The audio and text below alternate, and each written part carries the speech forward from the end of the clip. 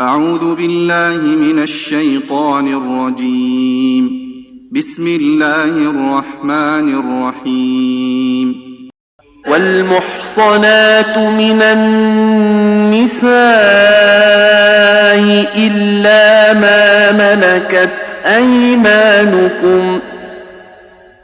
كتاب الله عليكم، وأحل لكم ما وراء ذلكم أن تبتغوا بأموالكم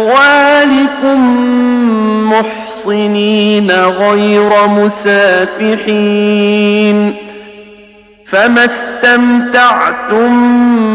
به منهن فآتوهن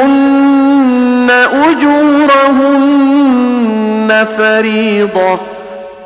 ولا جناح عليكم فيما تراضيتم به من بعد الفريضة، إن الله كان عليما حكيما. ومن لم يستطع منكم طولا أن ينكح المحصنات المؤمنات فمما ملكت أيمانكم من فتياتكم المؤمنات، والله أعلم بإيمانكم، بعضكم من بعض، فانكحوهن بإذن أهلهن وآتوهن أجورهن بالمعروف محصنات غير مسافحات ولا متخذات أخدان، فإذا أحصن فإن أتين بفاحشة فعليهن نصف ما على المحصنات من العذاب، ذلك لمن خشي العنة منكم، وأن تصبروا خير لكم، والله غفور رحيم. يريد الله ليبين لكم ويهديكم سنن الذين من قبلكم ويتوب عليكم، والله عليم حكيم. والله يريد أن يتوب عليكم ويريد الذين يتبعون الشهوات أن تميلوا ميلا عظيما. يريد الله أن يخفف عنكم، وخلق الإنسان ضعيفا. يا أيها الذين آمنوا لا تأكلوا أموالكم بينكم بالباطل إلا أن تكون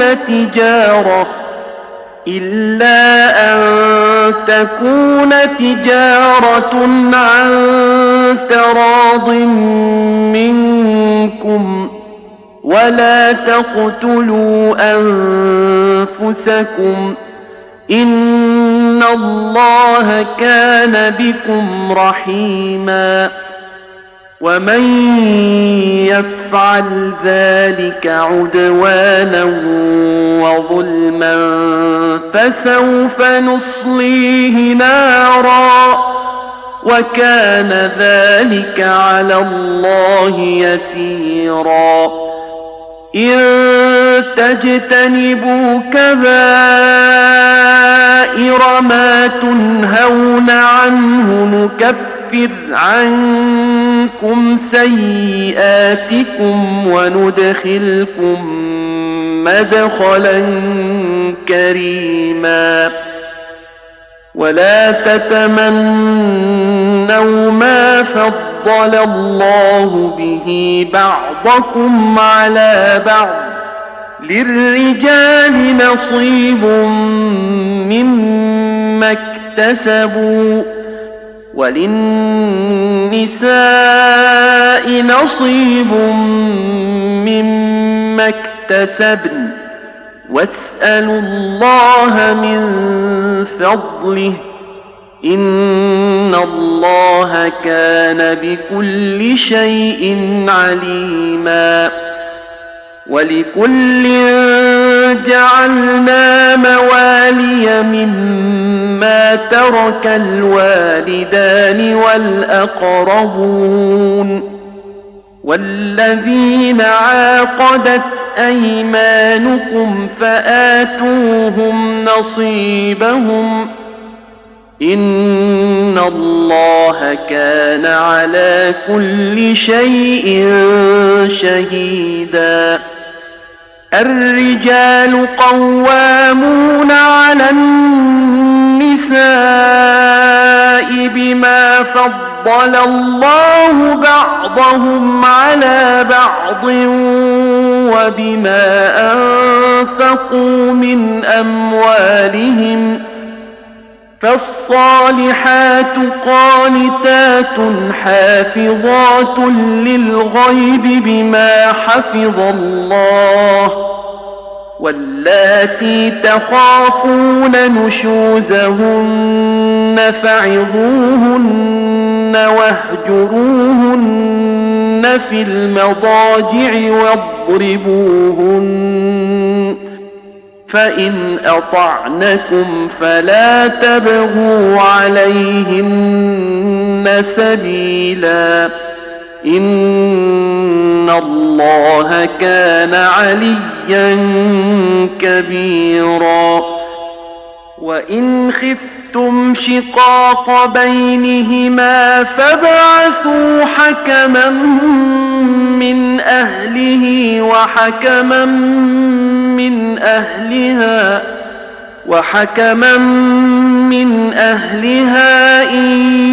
يريدا إصلاحا يوفق الله بينهما إن الله كان عليما خبيرا واعبدوا الله ولا تشركوا به شيئا وبالوالدين إحسانا وبذي القربى واليتامى والمساكين والجار ذي القربى والجار الجنب والصاحب بالجنب وابن السبيل وما ملكت أيمانكم إن الله لا يحب من كان مختالا فخورا الذين يبخلون ويأمرون الناس بالبخل ويكتمون ما آتاهم الله من فضله وأعتدنا للكافرين عذابا مهينا والذين ينفقون أموالهم رئاء الناس ولا يؤمنون بالله ولا باليوم الآخر ومن يكن الشيطان له قرينا فساء قرينا وماذا عليهم لو آمنوا بالله واليوم الآخر وأنفقوا مما رزقهم الله وكان الله بهم عليما إن الله لا يظلم مثقال مثقال ذرة وإن تك حسنة يضاعفها ويؤت من لدنه أجرا عظيما فكيف إذا جئنا من كل أمة بشهيد وجئنا بك على هؤلاء شهيدا يومئذ يود الذين كفروا وعصوا الرسول لو تسوى بهم الأرض ولا يكتمون الله حديثا يا أيها الذين آمنوا لا تقربوا الصلاة وأنتم سكارى حتى تعلموا ما تقولون ولا جنبا إلا عابري سبيل حتى تغتسلوا وإن كنتم مرضى أو على سفر أو جاء أحد منكم من الغائط أو لامستم النساء فلم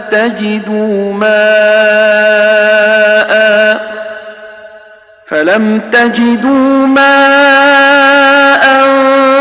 فتيمموا صعيدا طيبا فامسحوا بوجوهكم وأيديكم إن الله كان عفوا غفورا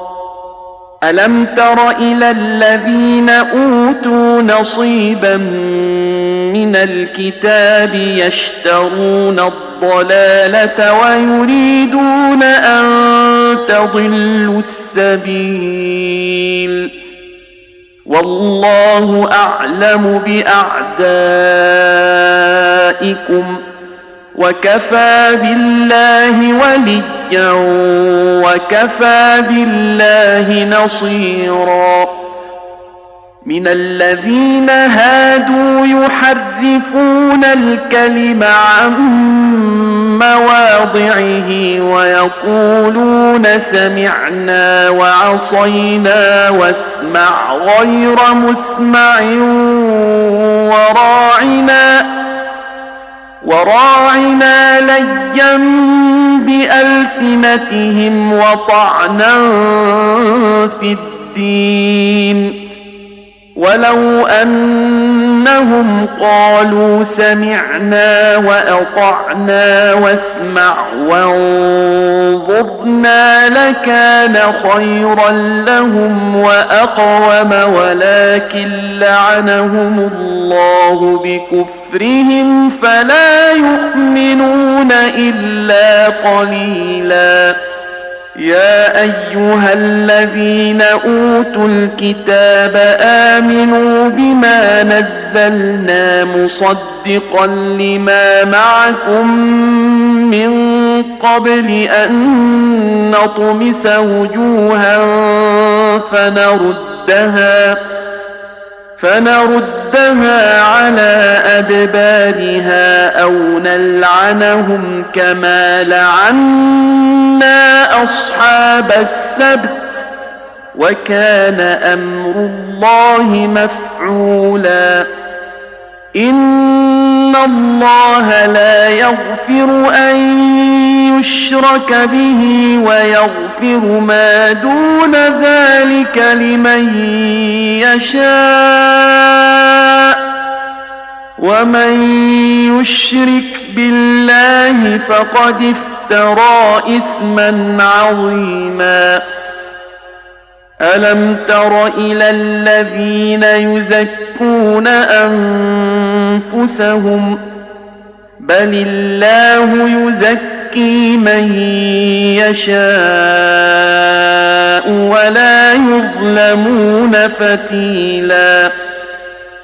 انظر كيف يفترون يفترون على الله الكذب وكفى به إثما مبينا ألم تر إلى الذين أوتوا نصيبا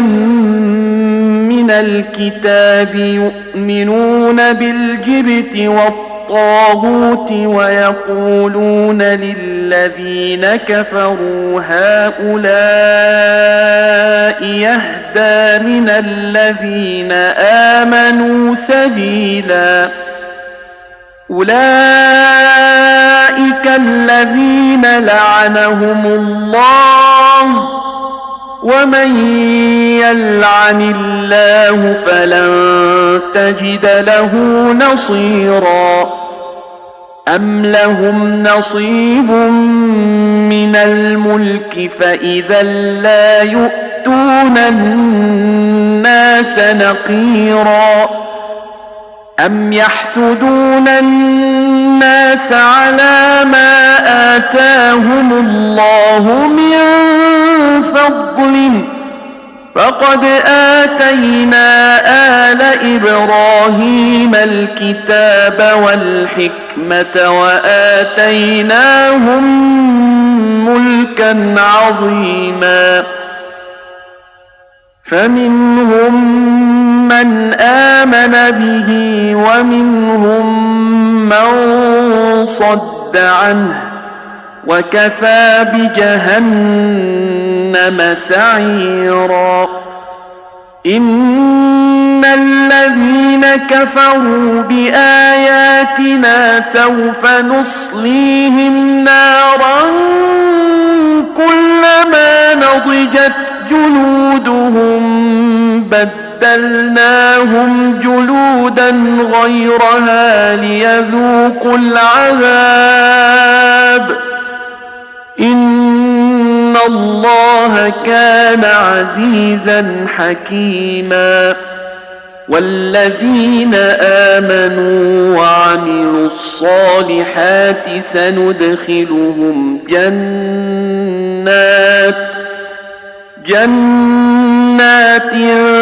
تجري من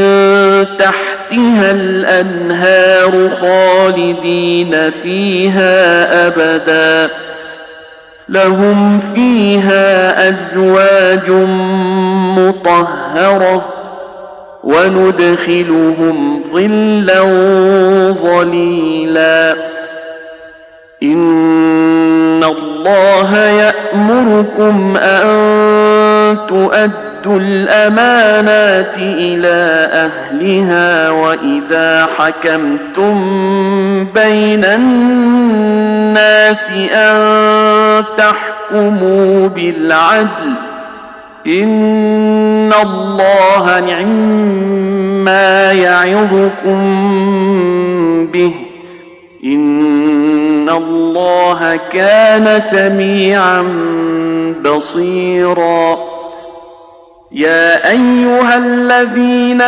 آمنوا أطيعوا الله وأطيعوا الرسول وأولي الأمر منكم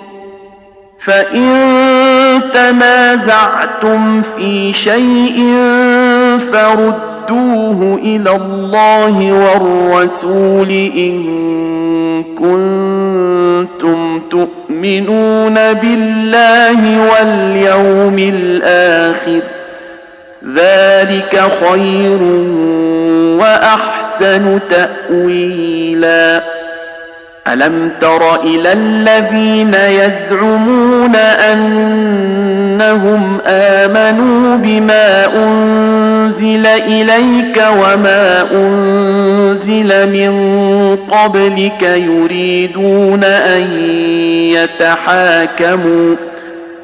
يريدون أن يتحاكموا إلى الطاغوت وقد أمروا أن يكفروا به ويريد الشيطان أن يضلهم ضلالا بعيدا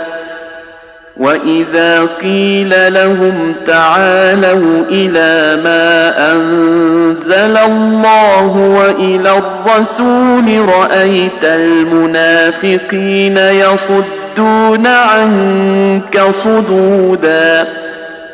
فكيف إذا أصابتهم مصيبة بما قدمت أيديهم ثم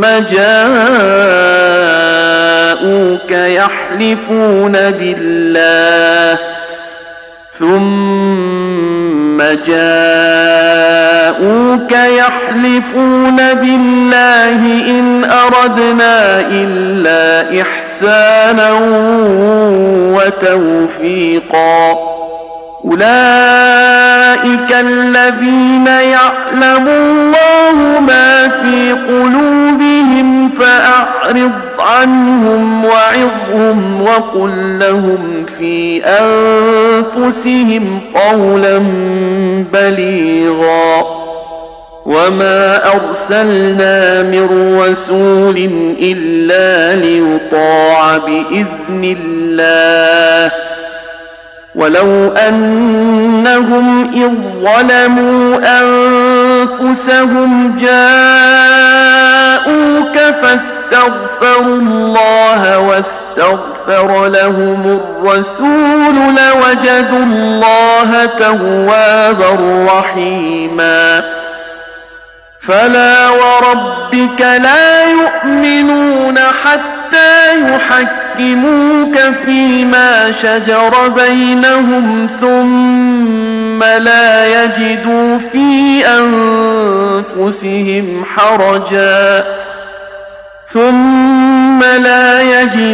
في أنفسهم حرجا مما قضيت ويسلموا تسليما ولو أنا كتبنا عليهم أن اقتلوا أنفسكم أو اخرجوا من دياركم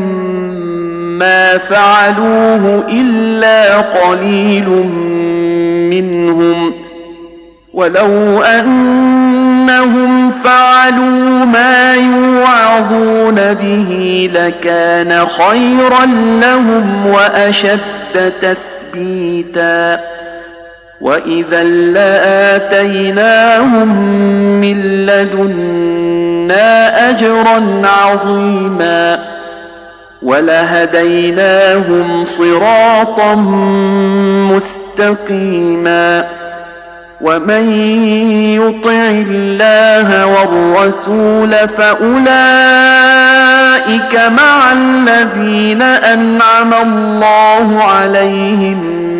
من النبيين والصديقين والشهداء والصالحين وحسن أولئك رفيقا ذلك الفضل من الله وكفى بالله عليما يا أيها الذين آمنوا خذوا حذركم فانفروا ثبات أو انفروا جميعا وإن منكم لمن ليبطئن فإن أصابتكم مصيبة قال قد أنعم الله علي إذ لم أكن معهم شهيدا ولئن أصابكم فضل من الله ليقولن كأن لم يكن بينكم وبينه مودة يا ليتني كنت معهم فأفوز فوزا عظيما فليقاتل في سبيل الله الذين يشرون الحياة الدنيا بالآخرة ومن يقاتل في سبيل الله فيقتل أو يغلب فسوف نؤتيه أجرا عظيما وما لكم لا تقاتلون في سبيل الله والمستضعفين من الرجال والنساء والولدان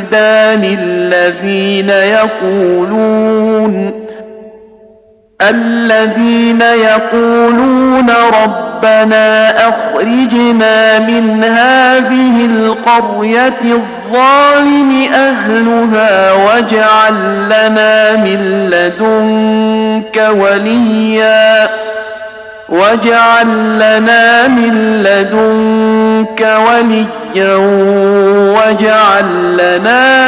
لدنك نصيرا الذين آمنوا يقاتلون في سبيل الله والذين كفروا يقاتلون في سبيل الطاغوت فقاتلوا أولياء الشيطان إن كيد الشيطان كان ضعيفا ألم تر إلى الذين قيل لهم كفوا أيديكم وأقيموا الصلاة وآتوا الزكاة فلما كتب عليهم القتال إذا فريق منهم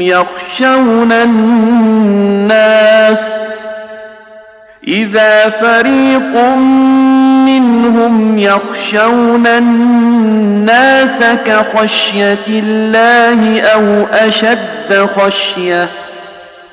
وقالوا ربنا لم كتبت علينا القتال لولا أخرتنا إلى أجل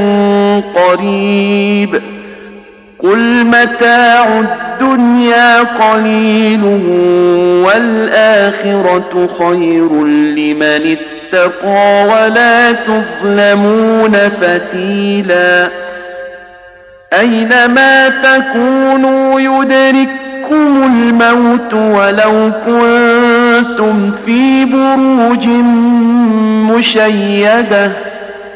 وإن تصبهم حسنة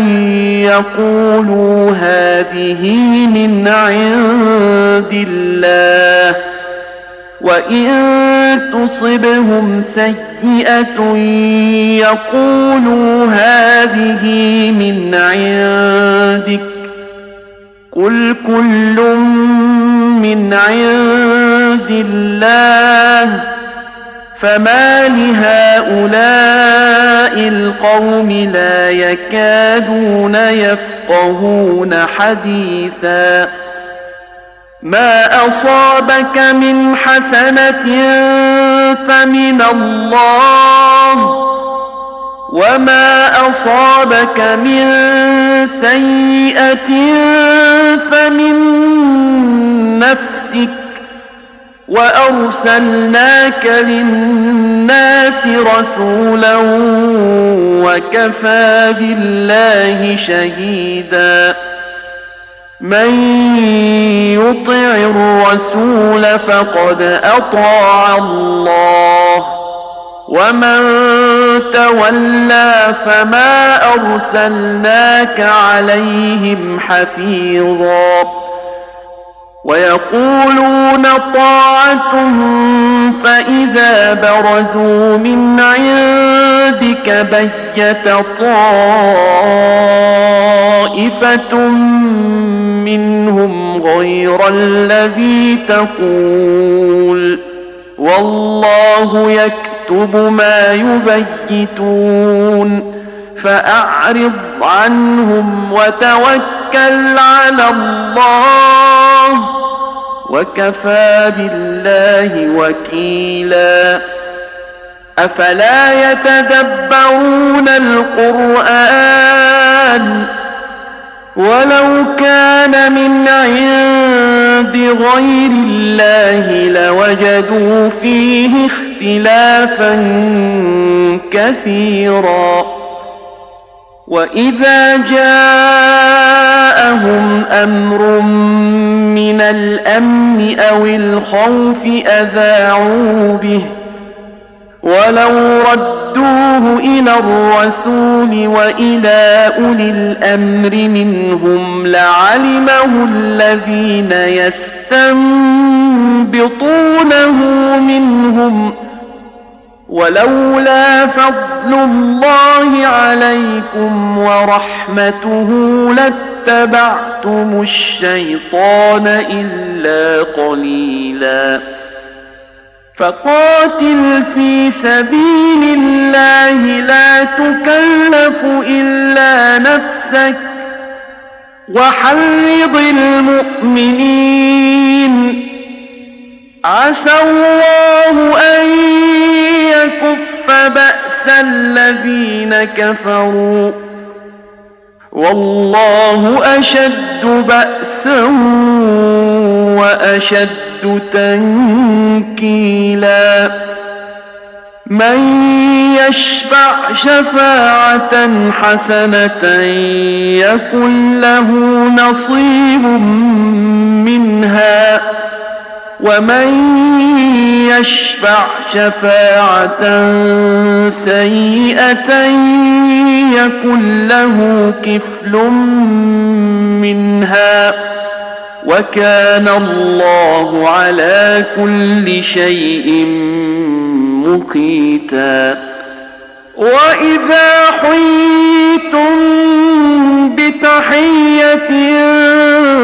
فحيوا بأحسن منها أو ردوها، إن الله كان على كل شيء حسيبا. الله لا إله إلا هو ليجمعنكم إلى يوم القيامة لا ريب فيه، ومن أصدق من الله حديثا. فما لكم في المنافقين فئتين والله أركسهم بما كسبوا، أتريدون أن تهدوا من أضل الله، ومن يضلل الله فلن تجد له سبيلا. ودوا لو تكفرون كما كفروا فتكونون سواء، فلا تتخذوا منهم أولياء حتى يهاجروا في سبيل الله، فإن تولوا فخذوهم واقتلوهم حيث وجدتموهم، ولا تتخذوا منهم وليا ولا نصيرا إلا الذين يصلون إلى قوم بينكم وبينهم ميثاق أو جاءوكم حصرت صدورهم أن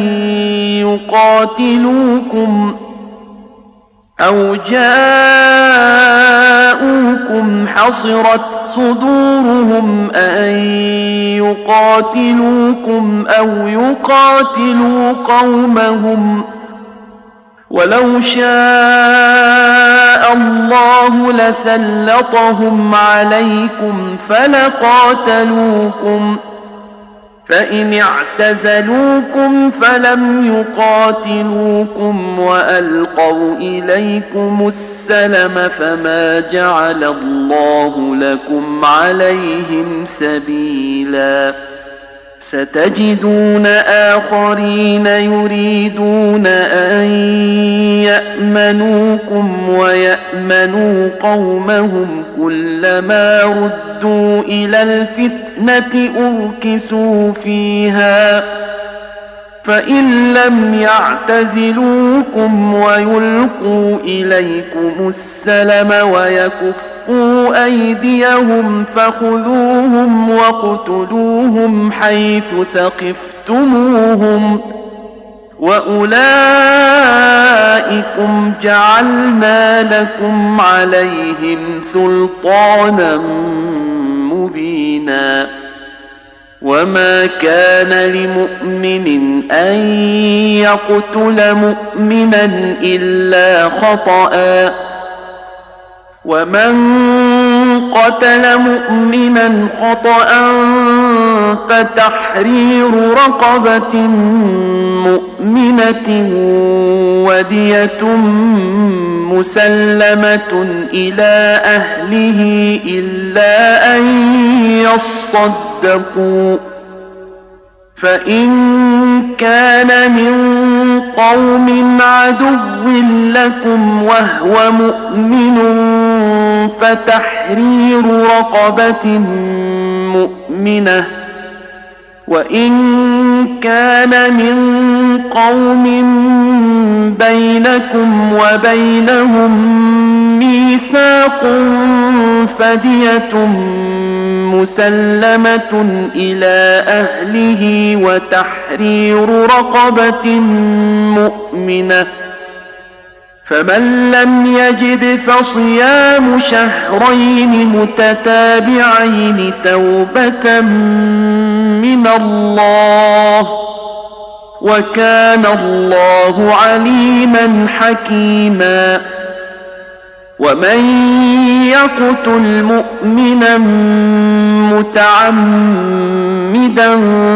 فجزاؤه جهنم خالدا فيها وغضب الله عليه ولعنه وأعد له عذابا عظيما يا أيها الذين آمنوا إذا ضربتم في سبيل الله فتبينوا ولا تقولوا لمن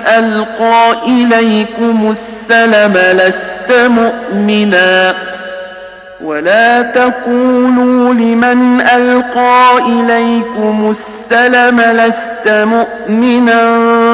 تبتغون عرض الحياة الدنيا فعند الله مغانم كثيرة كذلك كنتم من قبل فمن الله عليكم فتبينوا إن الله كان بما تعملون خبيرا لا يستوي القاعدون من المؤمنين غير أولي الضرر والمجاهدون في سبيل الله بأموالهم وأنفسهم فضل الله المجاهدين بأموالهم وأنفسهم على القاعدين درجة وكلا وعد الله الحسنى وفضل الله المجاهدين على القاعدين أجرا عظيما درجات منه ومغفرة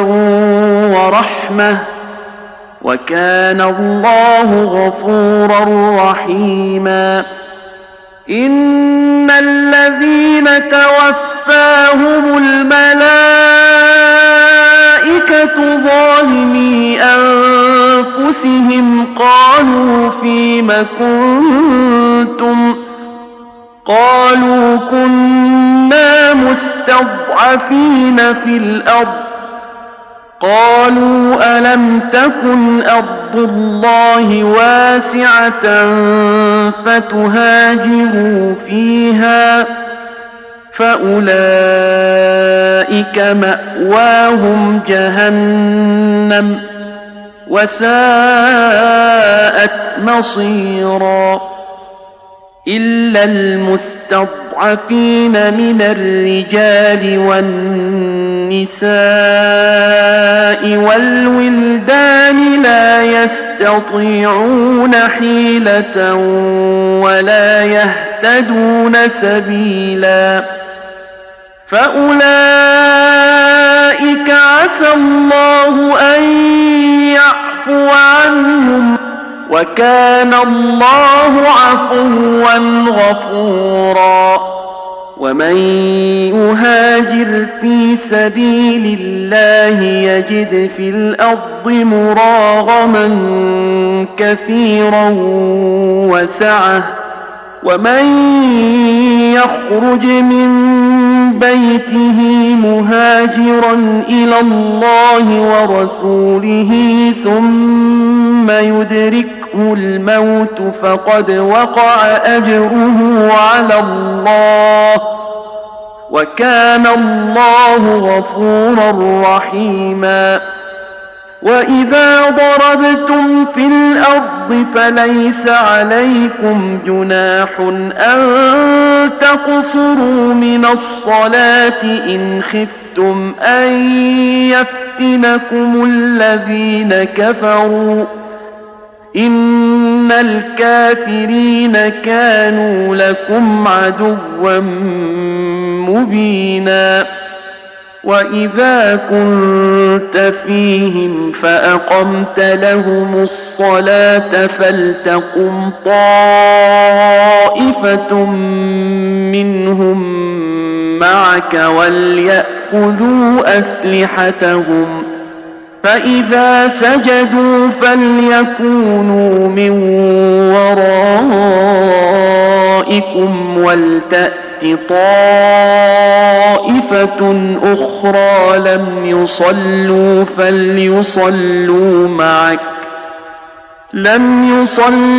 فليصلوا معك وليأخذوا حذرهم وأسلحتهم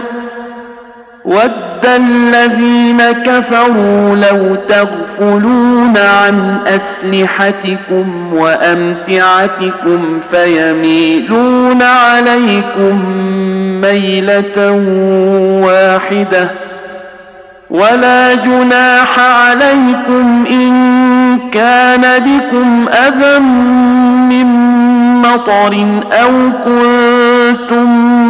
مرضى أن تضعوا أسلحتكم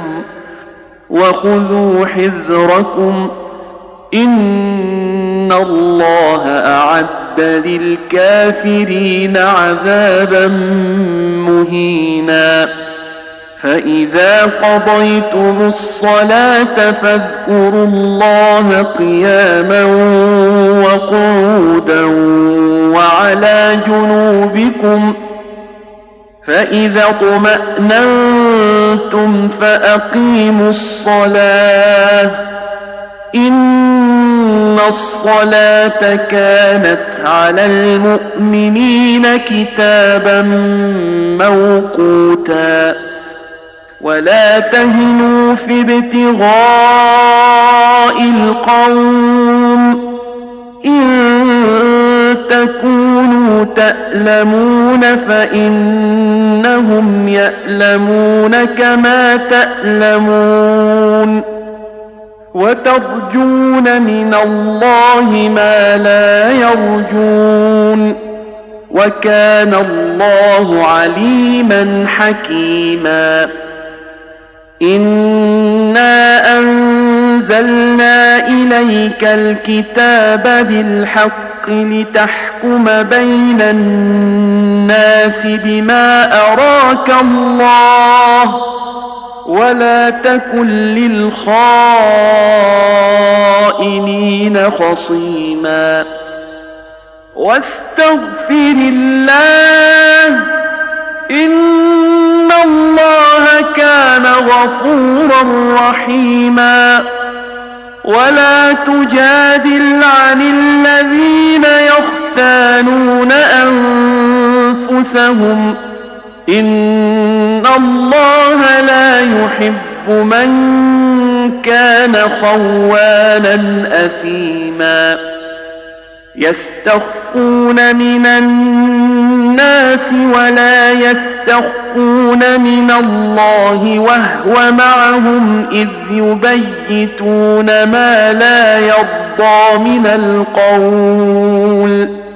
وكان الله بما يعملون محيطا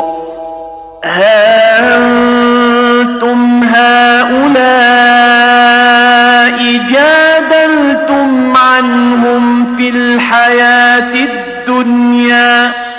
جادلتم عنهم في الحياة الدنيا فمن يجادل الله عنهم يوم القيامة أم من يكون عليهم وكيلا ومن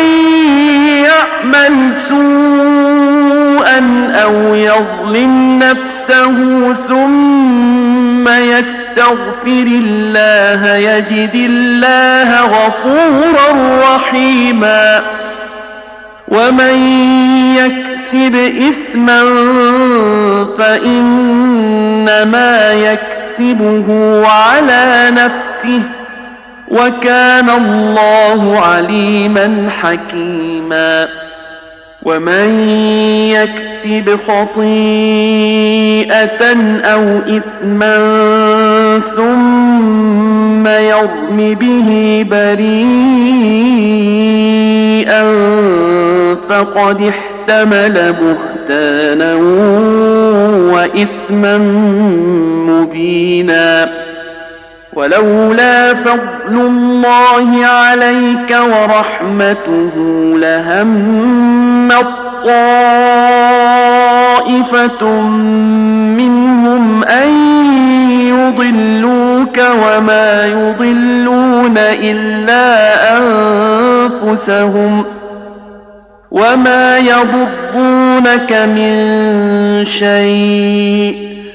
وأنزل الله عليك الكتاب والحكمة وعلمك ما لم تكن تعلم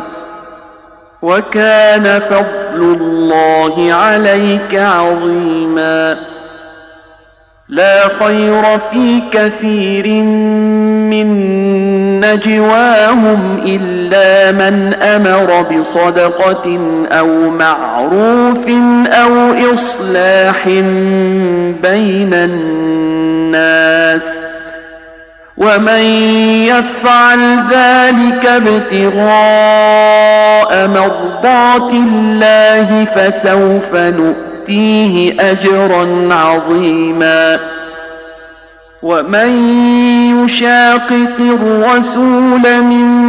بعد ما تبين له الهدى ويتبع غير سبيل المؤمنين نوله ما تولى ونصله جهنم وساءت مصيرا إن الله لا يغفر أن يشرك به ويغفر ما دون ذلك لمن يشاء ومن يشرك بالله فقد ضل ضلالا بعيدا إن يدعون من دونه إلا إناثا وإن يدعون إلا شيطانا مريدا لعنه الله وقال لأتخذن من عبادك نصيبا مفروضا ولأضلنهم ولأمنينهم ولآمرنهم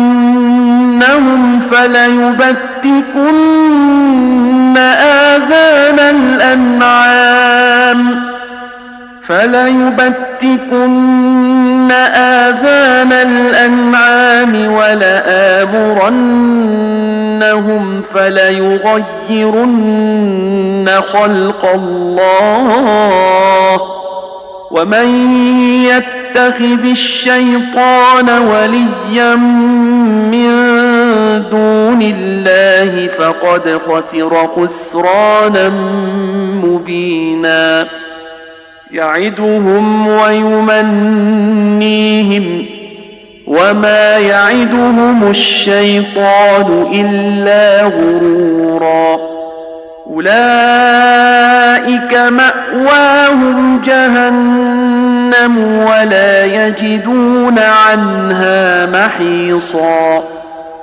والذين آمنوا وعملوا الصالحات سندخلهم جنات تجري من تحتها الأنهار خالدين فيها أبدا وعد الله حقا ومن أصدق من الله قيلا ليس بأمانيكم ولا أماني أهل الكتاب من يعمل سوءا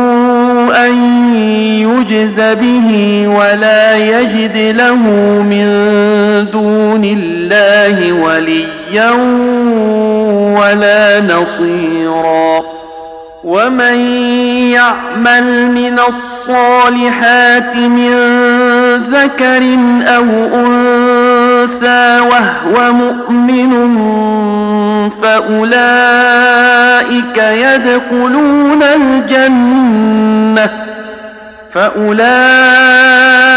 يدخلون الجنة ولا يظلمون نقيرا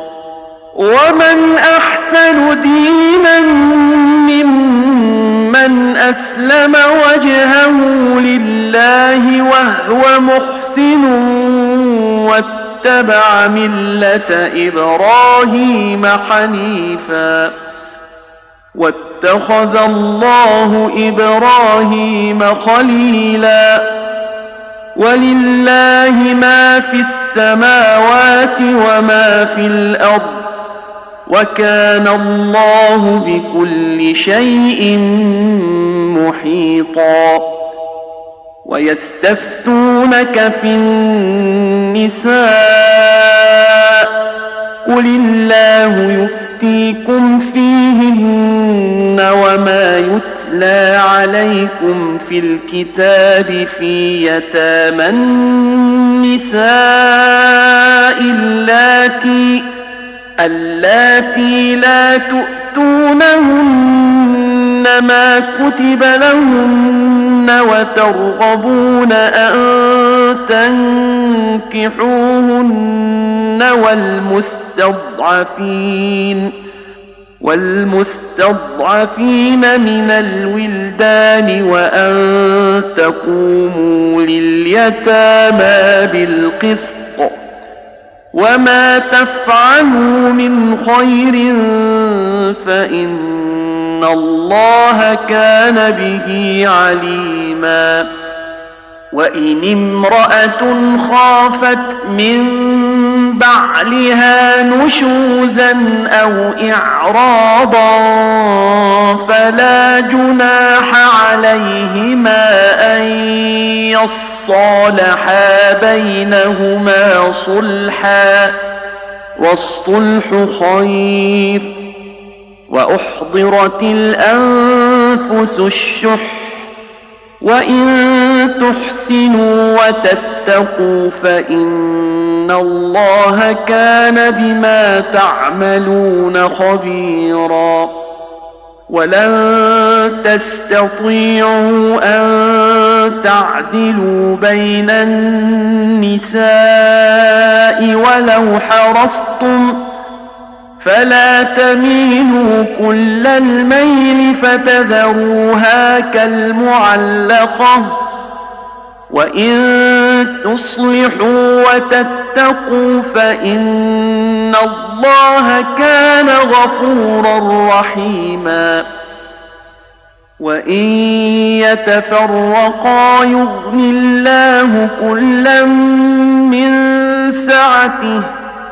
وكان الله واسعا حكيما ولله ما في السماوات وما في الأرض ولقد وصينا الذين أوتوا الكتاب من قبلكم وإياكم أن اتقوا الله وإن تكفروا فإن لله ما في السماوات وما في الأرض وكان الله غنيا حميدا ولله ما في السماوات وما في الأرض وكفى بالله وكيلا إن يشأ يذهبكم أيها الناس ويأت بآخرين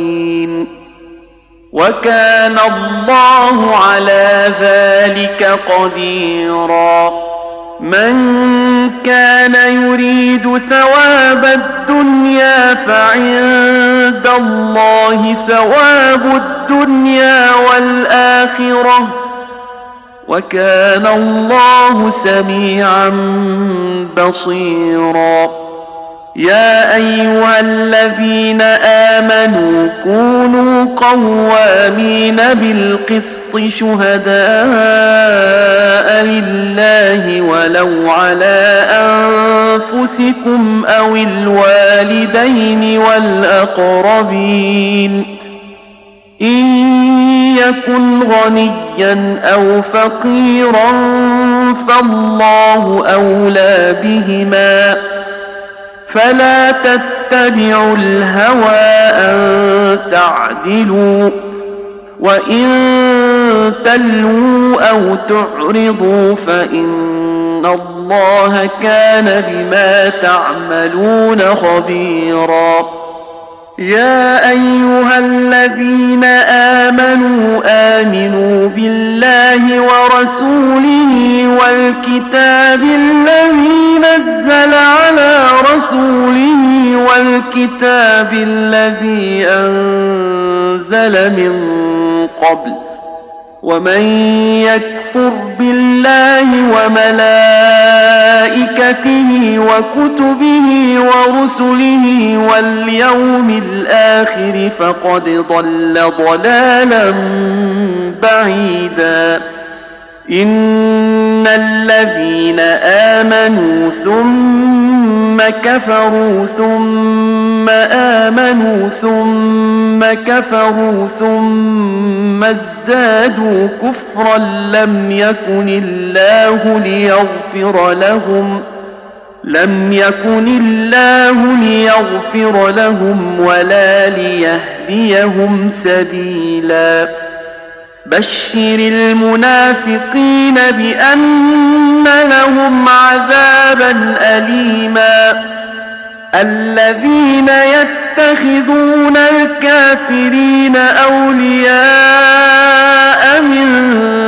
دون المؤمنين أيبتغون عندهم العزة فإن العزة لله جميعا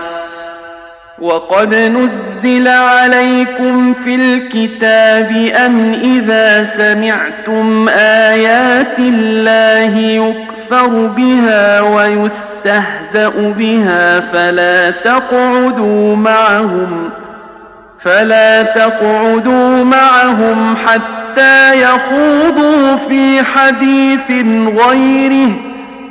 إنكم إذا مثلهم إن الله جامع المنافقين والكافرين في جهنم جميعا الذين يتربصون بكم فإن كان لكم فتح من الله قالوا ألم نكن معكم قالوا ألم نكن معكم وإن كان للكافرين نصيب قالوا ألم نستحوذ عليكم ونمنعكم من المؤمنين فالله يحكم بينكم يوم القيامة ولن يجعل الله للكافرين على المؤمنين سبيلا إن المنافقين يخادعون الله وهو خادعهم وإذا قاموا إلى الصلاة قاموا كسالى يراءون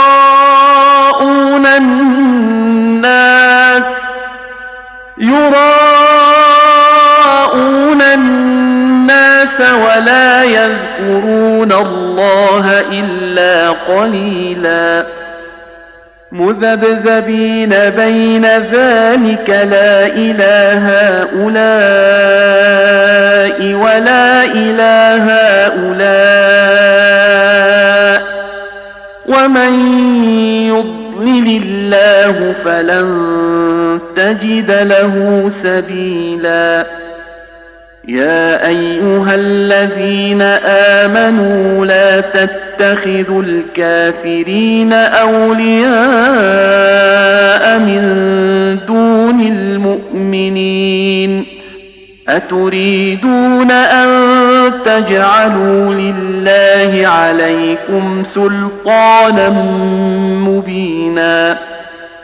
إن المنافقين في الدرك الأسفل من النار ولن تجد لهم نصيرا